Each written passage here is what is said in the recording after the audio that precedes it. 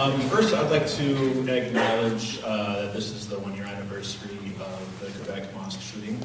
I really don't know what to say about that.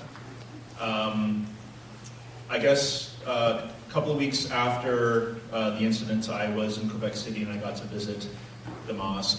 And one thing I was just thinking about is that we do see a lot in the news about these types of things, and how I was thinking about how fear can cage us and fear can be used to control us. But when I was there, I saw some school kids there, and they did a fundraiser to get money and gather support to give to the victims of the shooting. So I just thought it's just as much as some use fear to cage us, it's important to remember those moments where acts of hope like that can be used as fuel to empower us.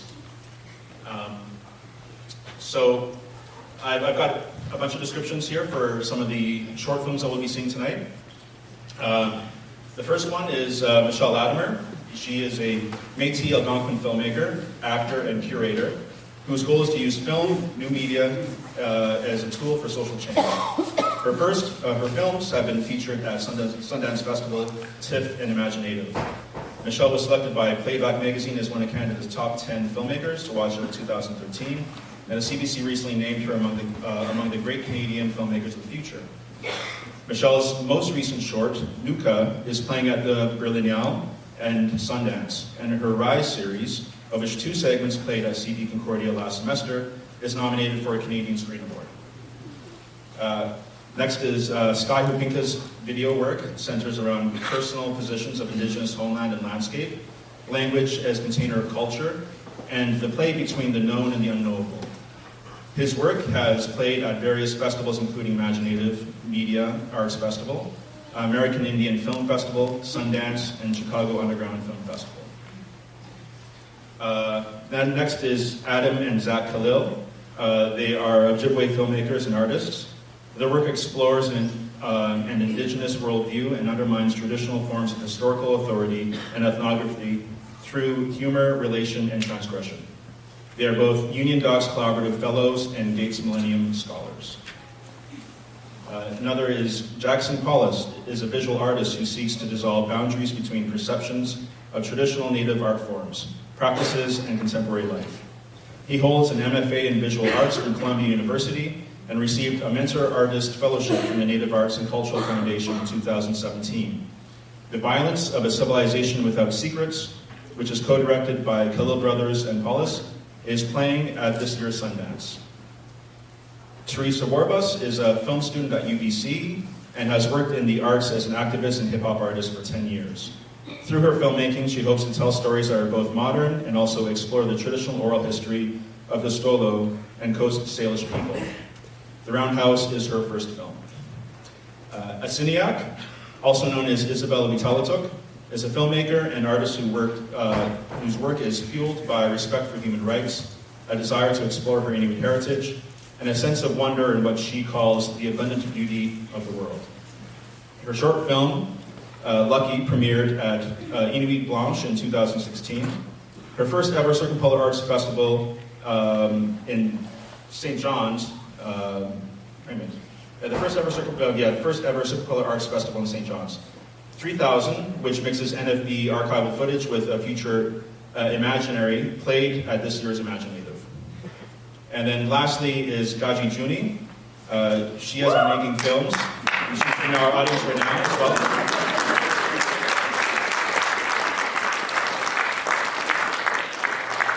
Gaji Juni has been making films since 2003 in the Mohawk territory of Akwesasne, where she resides.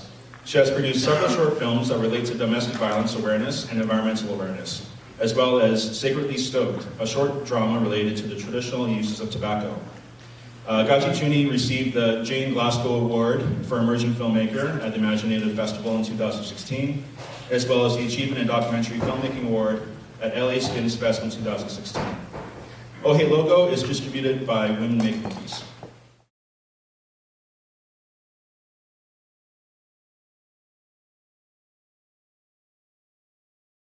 Been going on, I think this is the 16th year that we've been doing it in our community.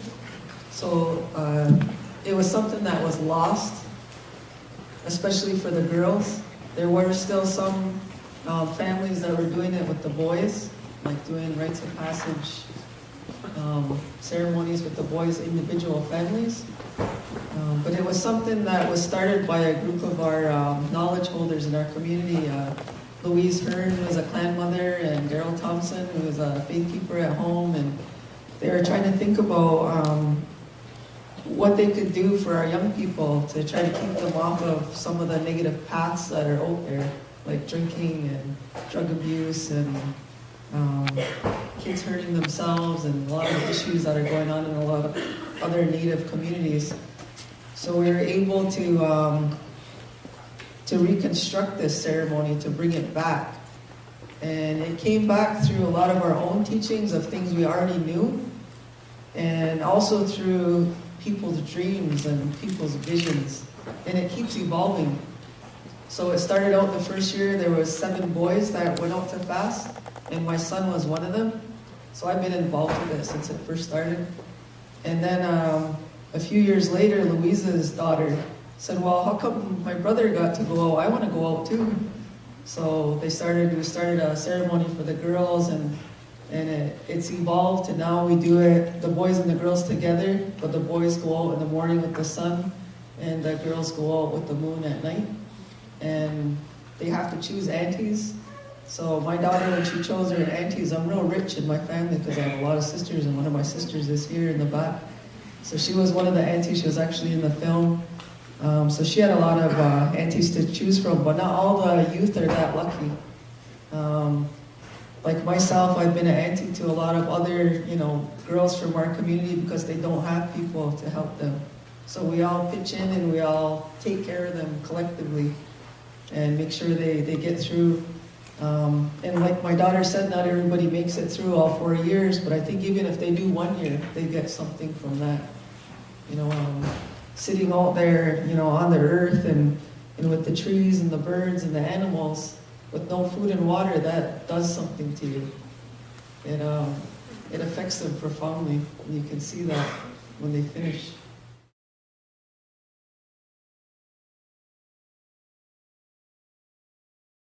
Like in our community in Vjosana, I could see, since I was involved with it from the beginning, I could see the change that it was bringing about in our community into our youth.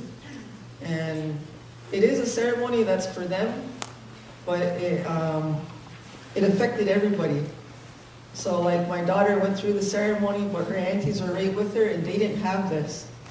So I heard over and over and over from all the aunties that were helping out that I wish I had this when I was young, I wish I had somebody to take me through this and to care for me and to, show me that love at that age and to recognize that important transition of, going from a youth to going through a woman and what are the responsibilities that come with that and that we're here for you through that. So the aunties were able to kind of live through the young people, I guess, through their nieces and get some of those teachings that they went through. And one thing that I noticed is that in our community, even there's a lot of factionalism. Like there's some people that go to church, some people go to Lango, some people are traditional, some are not. But when the ceremony came together and all of those families came, it all kind of got dropped by the wayside because everybody was there and they were all just so proud of our young people, doing that, taking that time to fast and to learn about who they are.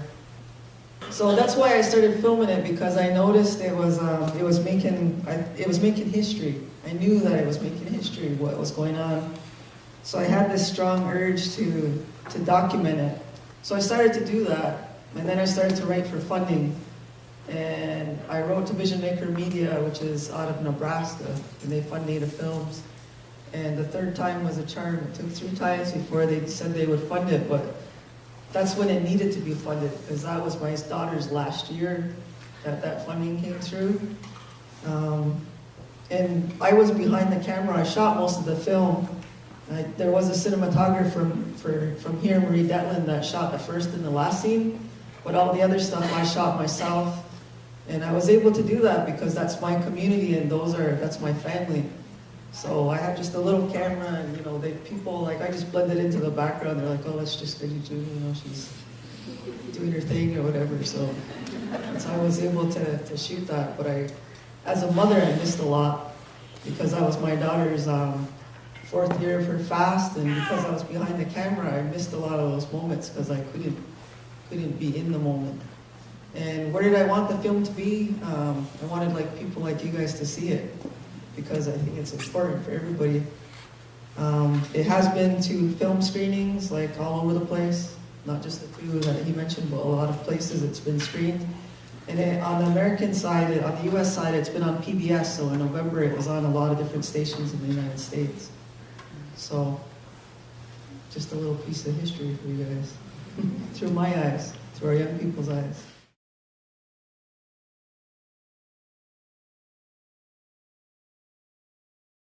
We took a lot of our teachings. We still have a lot of our teachings. Our people, the Haudenosaunee people, are still fortunate that we still have a lot of our ceremonies. So we put this together thinking about some of the things that we already do.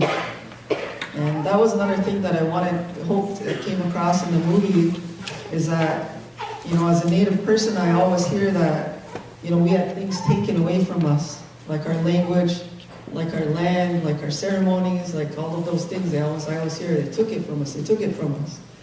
And what I wanted to show in this film is that we have that power to get that back. So we have the power inside of us to bring back our ceremonies, even if they haven't been practiced for 100 years. That knowledge is in our DNA and it can come back out. So that's one of the things that I wanted to show in the film. So the ceremony is still evolving. It still changes even year to year. Different things the Aunties Council will meet and they'll say, well, maybe this isn't working right. Let's do this, So it's ever evolving and it probably will keep doing that.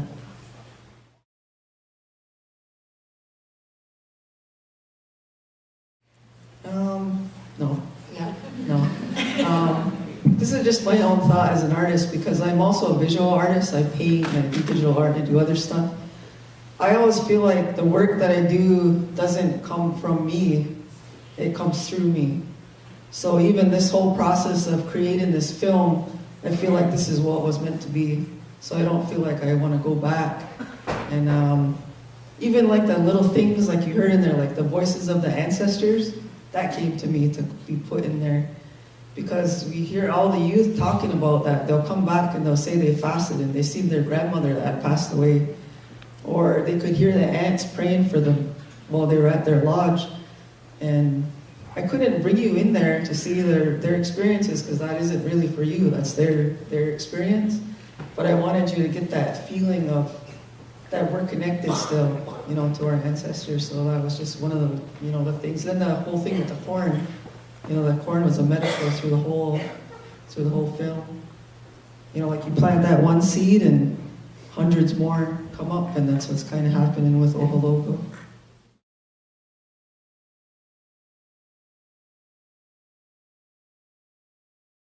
Yeah, it's in Kahnawake. There's a group of ladies that run it in Kahnawake that actually came to Akwesasne and learned there and then brought it back to Kahnawake. We've had people from Oneida, people from, she's right here. She's right there. She's the Lee right here. She said, this is the one that runs it in Kahnawake. She just waved and came by.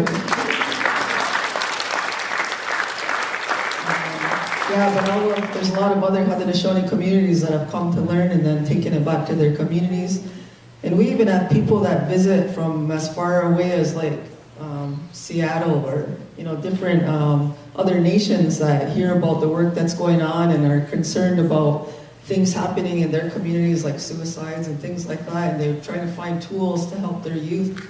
So we've had many visitors from many places. As far as the language goes, of course that had to be part of my film. I mean, that's something that's so important. And my own children, as you can see at the beginning of the movie, went to the Akwesasne Freedom School, which is an immersion school. So it teaches Mohawk immersion from grade K through 10 now, but I think then it was K through 6. And it's all in our own culture. So, that was important to me as a mom. And my daughter in Gasnagohe said at the end they were in that language program for a year. Well, they finished it. So they did their 2 years, and now they're both in our community. I am currently taking their class that they teach in the evening. So, and they're fluent now. I mean, they had a lot of the language, but going to that program in Ashwaubenon, it made them speakers. So now they're teaching night classes, and they both teach children during the day. So we're real proud of them. They're awesome.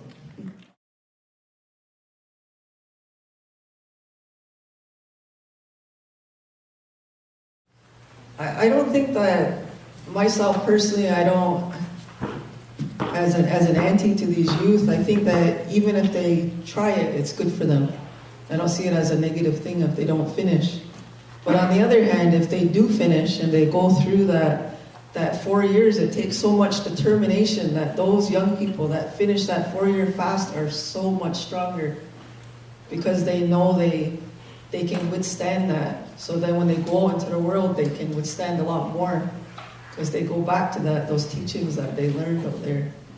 And it differs from year to year. Like my daughter's year, there was only 3 that finished, but some years all of them finished. So it just depends on the individuals and what they're, what they're ready for, I guess.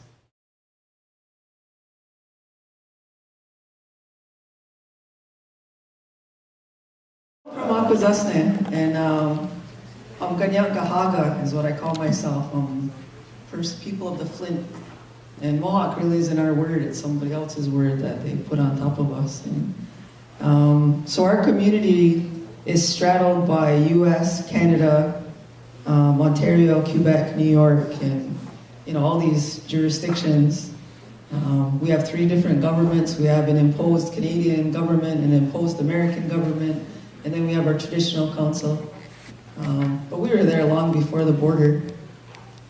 Yeah. Oh, I thought you had a question.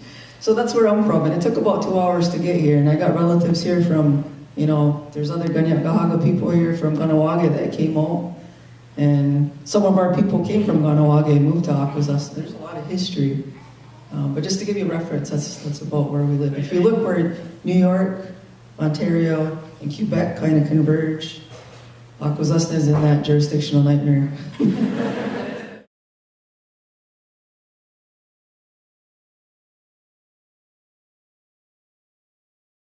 The opening song that's on there is by Dale Swate Cook, and she's from our community. She has the voice of an angel, as you could hear.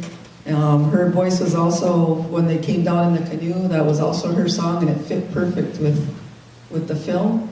I also have the Akwesasne women singers and some of our men that came to sing, and we recorded in my house. The flute is my nephew, so when they're out fasting and you hear the flute music, that's my nephew. So all the music is from home.